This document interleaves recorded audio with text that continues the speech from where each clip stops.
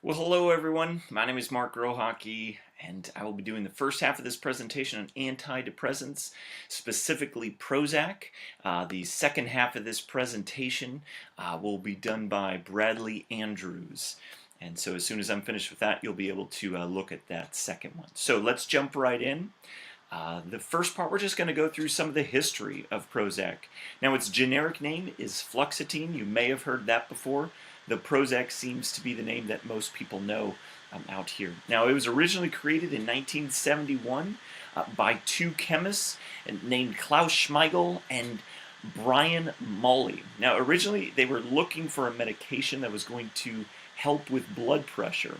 However, it didn't work at all on humans. It worked a little bit on some animals, but not on humans whatsoever. And so the company that had hired these two chemists, Eli Lilly, had then asked them, well, let's try for maybe patients that are obese and see if it helps with that. It did not help for that as well. And so then the company decided, well, let's try it potentially on patients who have some mild depression. And on those that were in the study for this mild depression that used Prozac for the very first time, every single one of them saw results. So they knew they had something. And so it's led to, up to its highest point in 1999, this company that sold Prozac, Eli Lilly, was actually having over 25% of its market share of its drugs, specifically just with Prozac. And it was bringing in over $2.5 billion. So it was massively successful in this. The whole key to this was marketing, of course. Now, this was probably the unique thing about Prozac, is because the marketing itself was done in a much different way than had ever been done before. They actually hired a marketing company called Interbrand. It's a company that also has helped out Sony and Microsoft and Nintendo and plenty of other organizations. But previously, no other medications had ever had a marketing company. And so this company actually came up with the name Prozac, and as they hunted around on what to call it, they really picked it because it sounded professional, it was a quick name, but it was something that was also positive, because all antidepressants before this actually were very lethal, and there was a chance of overdose, and so no one was really sure of taking antidepressants until this one. And so this company actually put out over 200,000 flyers, over 8 million brochures and signs all over the place. And so on its day, its opening day of selling, people were actually already asking for it by name because they had marketed it so well. It was a pill that they said was safe for all, and was one of those that it was kind of that one pill that fixed everything. It was that magic pill or bottled sunshine. And in fact, in the mid-90s, they even had a liquid mint version of it. And so people just enjoyed taking it. And the rise of kids using Prozac actually became very high. So kind of sad from that standpoint. Now today, if we look at Prozac, it may not be out there as much because in 2001 it lost its patent. And so with the loss of that patent, it in one day completely lost so much of its market share. In fact, over $35 million of its market value in one day was gone, and within a year, over 90% of the prescriptions were gone and ended at that point. Now, the company Eli Lilly is still pushing different medications and still using Prozac, but they're pushing Cymbalta is the medication now that they're trying to use more so than Prozac itself. So what are some of these uses? What does this look like? Well, it's an SSRI, which is a selective serotonin reuptake inhibitor. SSRIs, it's one of 4 types of antidepressants that are kind of out there and have been used over the history of it. SSRIs specifically came on the scene in the late 80s. It seemed to be much safer and have much less side effects. In the second half of this presentation, Bradley will actually talk about some of the side effects specifically for Prozac and that. Now, Prozac is mainly used for depression. That was its heaviest use from 91 to 2001 and its major years with it. But it's used to prescribe many other things as well. Obsessive compulsive disorder, panic attacks, sleep disorders like narcolepsy, and different symptoms in menopause. Part of the decline of Prozac in its use for depression is that it actually led to it being used in in other areas as well. So how does this work? Well, SSRIs, it blocks the reuptake of serotonin back into this presynaptic cell. Now this blocking, it allows that serotonin to be, and the book, I love the phrase that the book uses that we've been reading through. It said it allows more serotonin to exert influence on the postsynaptic cell. So serotonin is one of those that affects mood and brain function and anxiety and obsessions. And so Prozac is an agonist that actually increases the action of serotonin on this postsynaptic membrane and that. And so it allows it to work more and be introduced even more into our system with this. And so a quick overview of how this Prozac actually works. So how is it used? Well, it's a daily usage. In fact, that was one of the biggest ways that it was marketed when it first came out, that this is a easy to use, 1 pill a day, and will take care of everything. Usually prescribed in 20 to 40 milligram increments per day. Obviously, your doctor will adjust the medication accordingly to what's needed. And most people, when they're struggling with depression, they want that immediate effect. There's usually some type of effect noticed within the first week or two, but to fully experience Prozac in its usage, usually within 6 to 8 weeks is when you actually will notice those full effects in it. And now the half-life of Prozac, now of course half-life is just the amount of time it takes for half of the drug's concentration to be gone out of your system. Prozac itself, in just a single dose, the half-life of it is 1 to 3 days. But for those that are long-term users of Prozac, it's actually 4 to 6 days. Prozac actually has a longer half-life than most typical antidepressants and other drugs that are out on the market there today. So that's a good basic overview of Prozac and its history and some of its uses and how it works. The references that are here listed on this last page are the references that were used for the first half. Bradley's also used some of these, but he has others as well for the second half of the presentation that you will be able to see now. So thank you. All right, so this is the second part of the presentation for myself, Bradley, and Mark in relation to Prozac that we will be covering, continuing to cover in this presentation. Mark was able to talk about in the first session a lot about the history of Prozac and how it came into existence, and then how Prozac kind of works and how it's an SSRI, as well as the half-life and dosages of the medication. Now, as far as continuing forward, I'm going to be talking more about the side effects of Prozac, as well as the contraindications, and as well as a case study. Now, let's begin. Now, as far as Prozac is concerned, it was called the bottled sunshine, but it's not without its limitations as well. There are side effects that can occur when it comes to the usage of Prozac. Some of the most common side effects of Prozac are nausea and diarrhea, dry mouth, sleepiness, insomnia, changes in sexual function. You know, it's interesting after reading just kind of little headliners of the things that Prozac can help with as in relation to depression, but it also can have a negative effect on several of its users.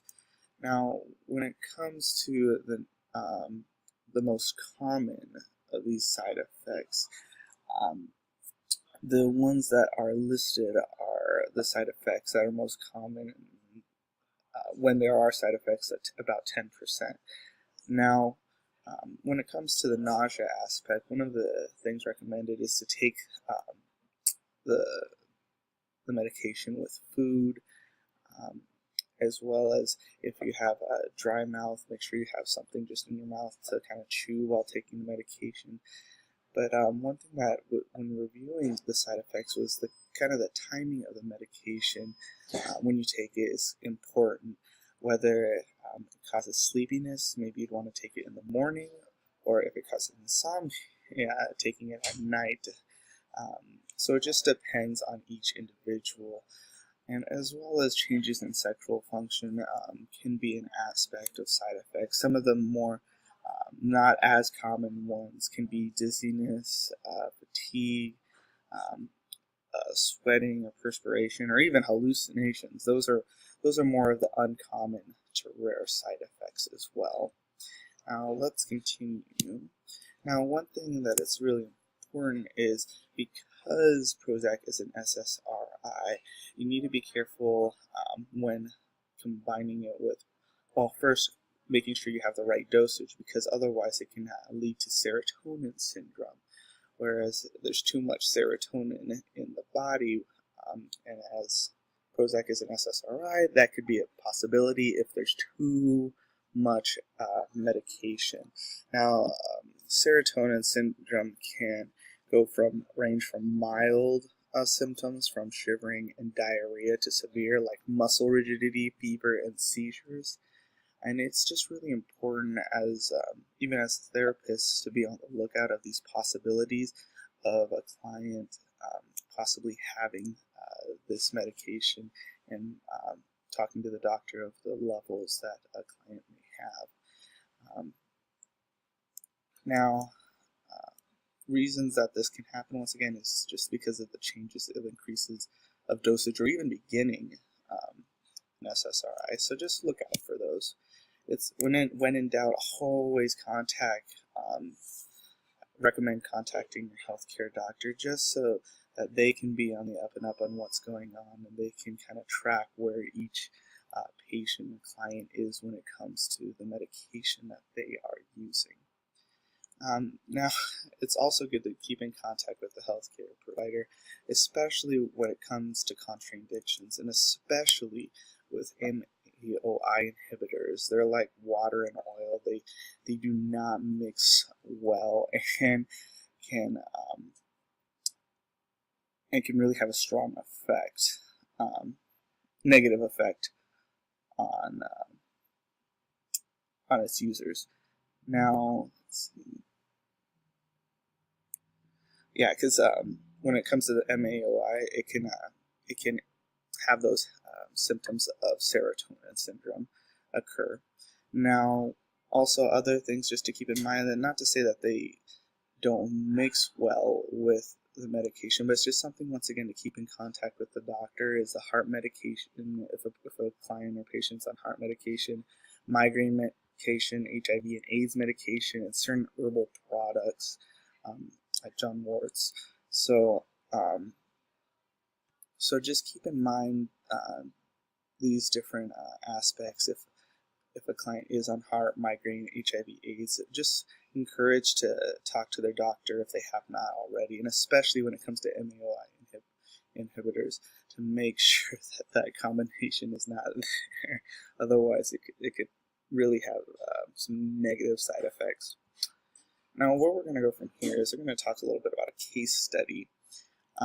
Today we're going to talk about a guy named Steve. This is a made-up case study, but it's important to also just realize that this can happen, though, in everyday life, this situation. Now, when it comes to Steve is a 20-year-old and just finishing up his second year at community college. He's looking at moving to a major university, in his hometown. Now, it's also important to note he is the middle child in his family of origin, and with an older brother and sister. But his parents were divorced when he was in second grade, and kind of switched back and forth in between houses. His grades were average throughout school, but lower than his siblings.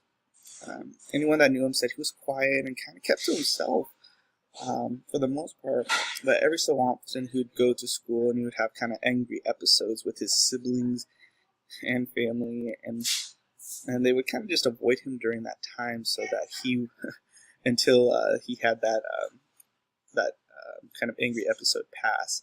They would call him Emo Steve during those times, and that he was just being Emo Steve. But Steve would call it that he kind of had a dark day. Now that he was finishing his second year of community college, his dark days were increasing, and they were more frequent. He actually felt like he wasn't alive, and that his dark that his dark days feeling would find, and was wanting them to be relieved.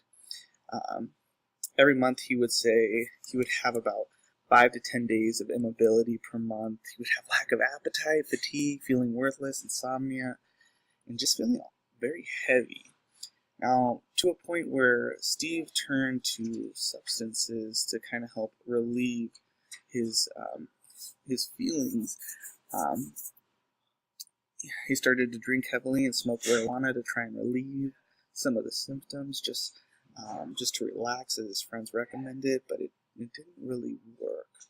Um, he started to have insomnia and suicidal thoughts. So finally, Steve went to go see a doctor, and as you can see, when it comes to seeing a doctor, that's really a good spot to begin. He went to see his primary care physician, and after a complete physical, the doctor did not see any medical issue, but did suggest that Steve see a counselor. Steve decided to see a counselor at the campus, who then referred him to a psychiatrist. It was at the psychiatrist that he was diagnosed with major depressive disorder. The doctor prescribed a medication for him, and it was a Prozac of 20 milligrams a day. Steve was concerned at first that he wasn't seeing any changes, but he was reminded that it kind of takes 4 weeks to get the medication into the body and kind of work its way through to help. Now, there were still nights of insomnia, and he had suicidal thoughts, and the suicidal thoughts had not subsided. Also, his worthless feelings decreased.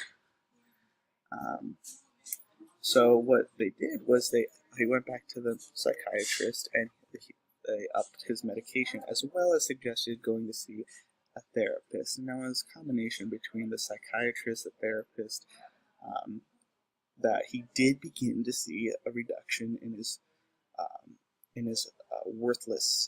his worthless feelings. He no longer had suicidal thoughts, and he actually had enough energy to start going to the gym on campus 3 days a week. So the result is that after some time, Steve had no more suicidal thoughts. He felt a connection with the therapist, and medication was appearing to work. He also had a better view and understanding of emo Steve. He was able to process that a lot better and have a kind of a different outlook. He was able to go to the gym, and he was able to have an updated counseling plan with his psychiatrist and therapist to help him over the next couple years, with a combination of seeing them as well as his workout and a medication regimen. Steve believes that this is the best he ever felt in his life, and he's actually excited and motivated to continue his degree at the university level.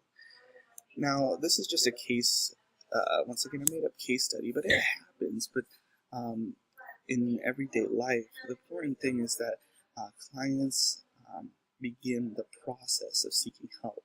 So when they first come through the door, not understanding what's going on, just a gentle reminder, remember that this is a process, is very important.